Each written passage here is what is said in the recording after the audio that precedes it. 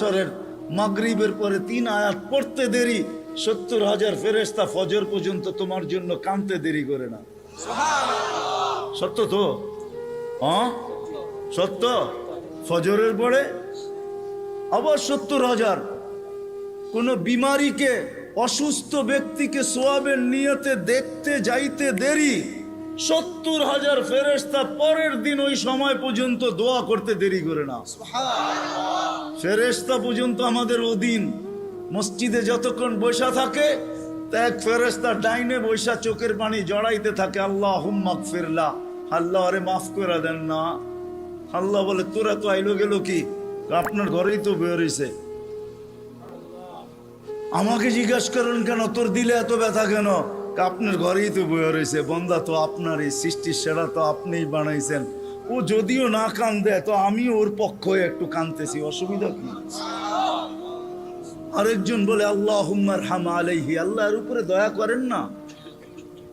আপনার ঘরে বসে রইল, তারপরে যদি দয়া না করেন তো বাজারে গেলে করবেন, ওটা তো দয়ার জায়গাই না। কি করে না করে না দোয়া? যতক্ষণ মসজিদে বসে থাকে আরেকজন নামাজের সোয়াব লিখতে থাকে। আল্লাহ বলে ঘুমায় তো রইলো, তুই নামাজের সোয়াব লেখোস না কেন? ঘুমাইলো তো আপনার বাড়িতেই ঘুমাইছে, আর কোথায় ঘুমাইছে? সোয়াব লিখবো না তো লিখবো না কেন? এটাও ফেরেশতা চালায়। আপনি ভাবেন শ্বাস প্রশ্বাস এমনি নেন? কন্ট্রোল রুম আছে, কন্ট্রোল রুম।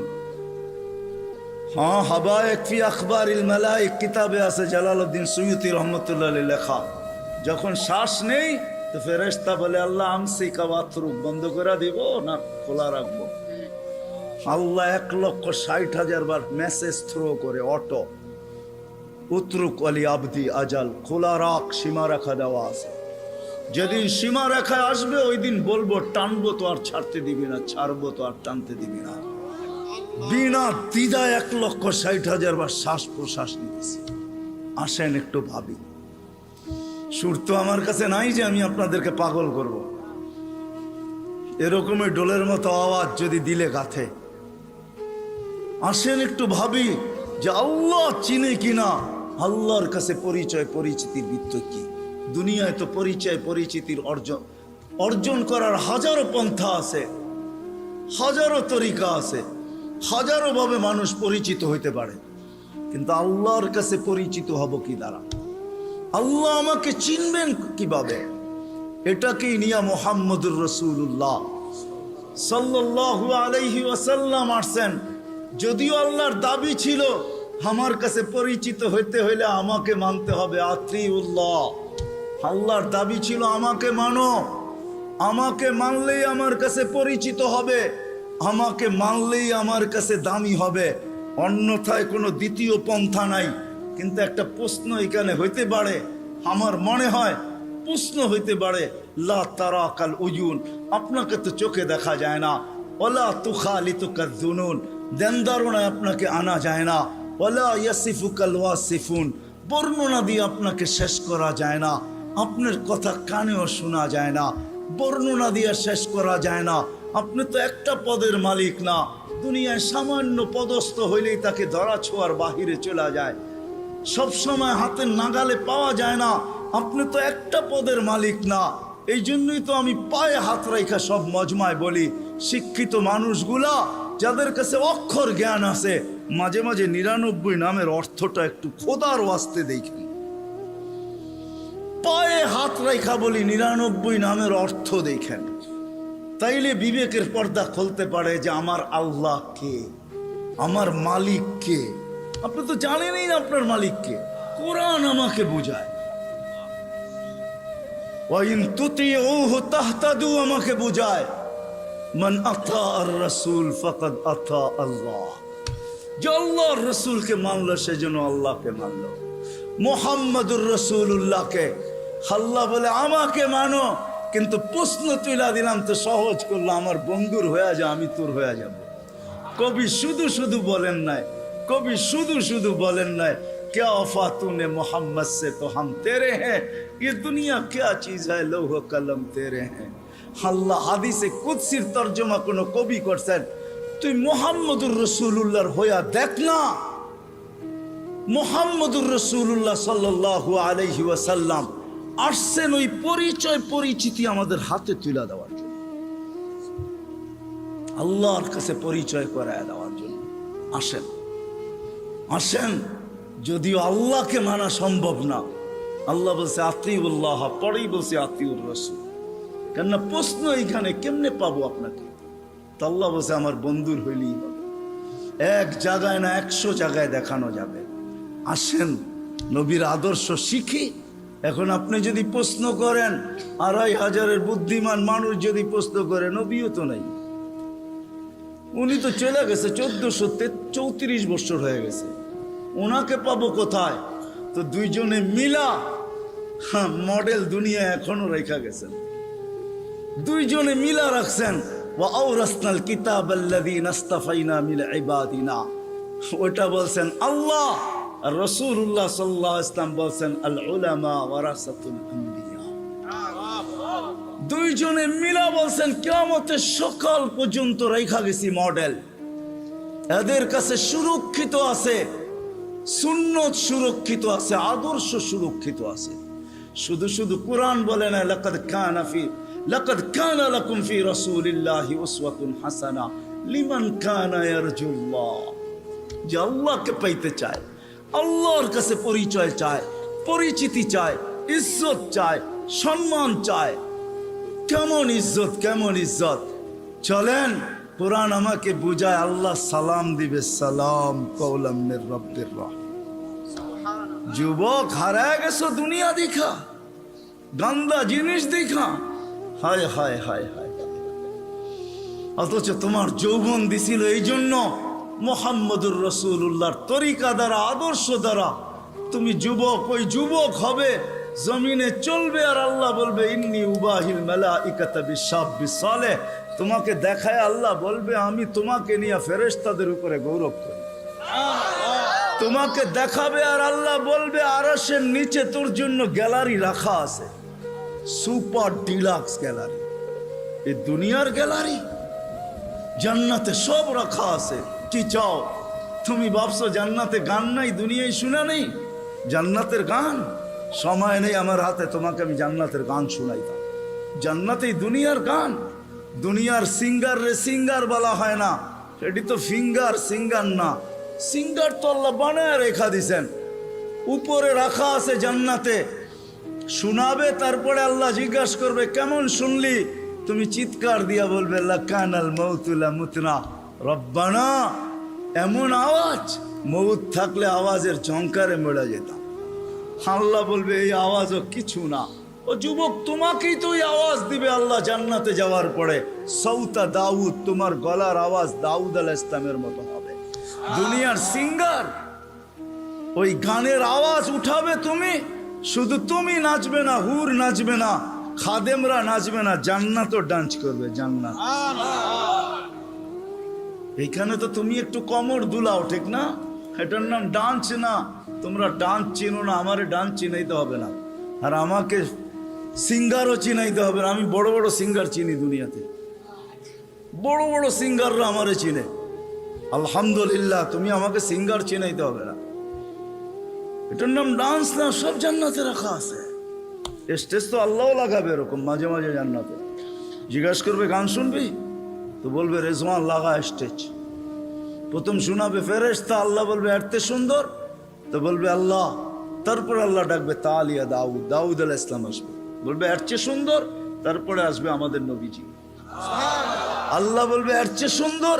আল্লাহ বলবে রেজওয়ান ইরফাইল হিজাব, এখন আমি শোনাবো। প্রতি শুক্রবারে আল্লাহ দাওয়াত খাওয়াবে। দাওয়াত কেমন হবে? সবচেয়ে বড় হাতিয়ার যেটা দিছেন, একের ভিতরে 100 বানায়া আমাদের রসুলের জন্য, নাইলে কোনো দিন কারোর জন্য দিতেন না। আমি তো সব জায়গায় বলি, আল্লাহ কোন উম্মতকে 1.25 লক্ষ উম্মত আসছে, 312 জন রসুলের উম্মত আসছে, কাউকে আল্লাহ ডাইকা নেওয়ার দায়িত্ব নেন নাই। নামাজ দিছেন, টাকার দায়িত্ব নাই, বলছি পড়লে পড়বা, না পড়লে না পড়বা। কিন্তু আমাদের নবীজির কারণে আল্লাহ আমাদেরকে ডাকার দায়িত্ব নিছেন। 5 ওয়াক্ত নিজে ডাকে, বন্ধুর দিলকে শান্ত করার জন্য। আমার মনে হয় বন্ধুর দিলকে শান্ত করার জন্য। কেননা মুসা আলাইহিস সালাম 5 ওয়াক্ত মানতে পারতেছিলেন না, আমি এর চেয়ে অভিজ্ঞ আপনি?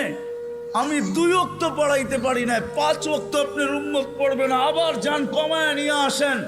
আল্লাহ রসুল বলছে লজ্জা লাগে, কিন্তু মনে মনে ভাবতে ছিলেন অভিজ্ঞ লোকটা বলতেছে, আমার তো লজ্জা লাগে, অভিজ্ঞ লোকটা বলতেছে নামাজ মনে হয় আমার উম্মত পড়বে না। তো আল্লাহ বলছে বন্ধু চিন্তা করেন না, আমি ঘুমের থেকে উঠে নিয়ে আসবো। নাইলে ফজরে কেন আজানে বলা হয় আসসালাতু খায়রুম মিনান নাওম? চিন্তা করেন না, আমি উঠে নিয়ে আসবো। একের ভিতরে 100 দিয়া দিছেন। আসেন 2টা অঙ্গীকার করি আজকে যে আল্লাহ রসুলের আদর্শ একটা হইলেও আমার জীবনের সঙ্গী বানাবো। রাগ হয়ে যাবেন বললে? হ্যাঁ, আমি তো বলি এই উম্মতকে দাঁড়িয়ে দিছিলেন জান্নাতে যাওয়ার জন্য, ক্লিন শেপের জন্য না। পায়ে হাত রাখিয়া দাঁড়িয়ে দিছিলেন জান্নাতে যাওয়ার জন্য। জান্নাতটা নবীর সুন্নত। কার? কার? আর যদি সাদা বানাইতে পারেন তাহলে তো কোনো কথাই নেই, কথাই নেই। নাহলে ওলামা কোত্থেকে বলে মুহাদ্দিসে কাবির মারা গেছে, আল্লাহ জিজ্ঞাসা করছে বুড়া কি নিয়ে আসছো? কয় কিচ্ছু নিয়ে আসি নাই। কয় খালি হাতে? কয় না। তাহলে কি নিয়ে আসছো? কয় সাদা দাড়ি। না শোনেন না ওস্তাদদের থেকে? আল্লাহ জিজ্ঞাসা করতেছে সাদা দাড়ি মানি? কয় কেন আপনি জিবরিলকে বলেন না? জিবরিল আলাইহিস সালাম আমাদের নবীজিকে বলেন না? নবীজি আবু হুরায়রাকে বলেন না? আবু হুরায়রা অমুককে বলেন না? অমুকে অমুককে বলেন না? উনি আমাকে বলে নাই? সনদ শুনাইতেছেন, আপনি নাকি সাদা দাড়ি দেখলে লজ্জা পান। আল্লাহ আয়েশা দিয়া বলছে সবাই সত্য বলছে, আমিও সত্য বলছি, মাফ করে দিলাম। যাও।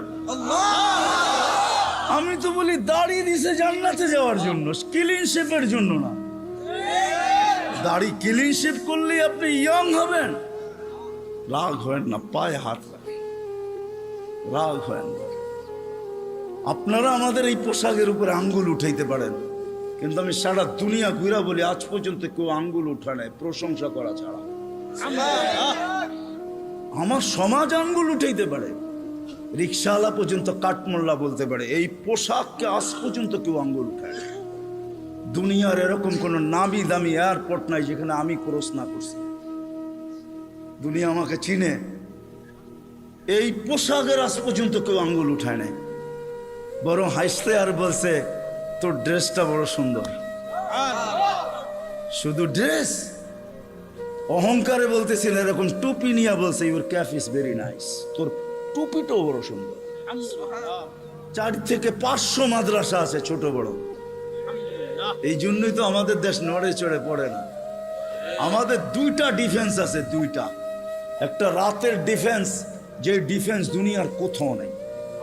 চ্যালেঞ্জ আমার সাথে। রাতের ডিফেন্স বোঝেন? 30,000-এর উপরে হেফজোখানা আছে, যেটা রাতের ডিফেন্স।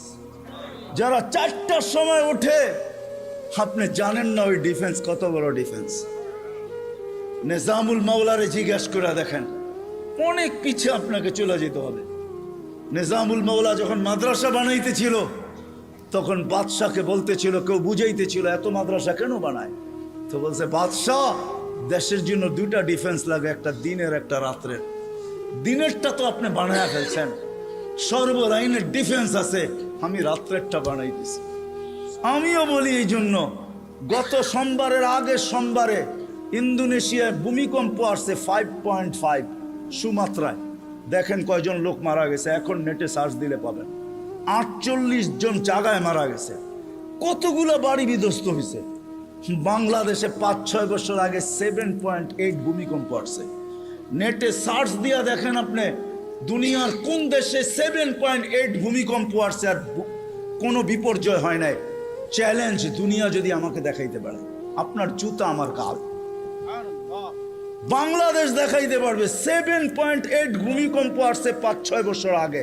31st নাইটের পরের দিন রাত্র 5টা 5-এ শুধু একজন মারা গেছে, তাও লাভ, বিল্ডিং থেকে লাভ দেওয়ার কারণে, কিচ্ছু হয় নাই।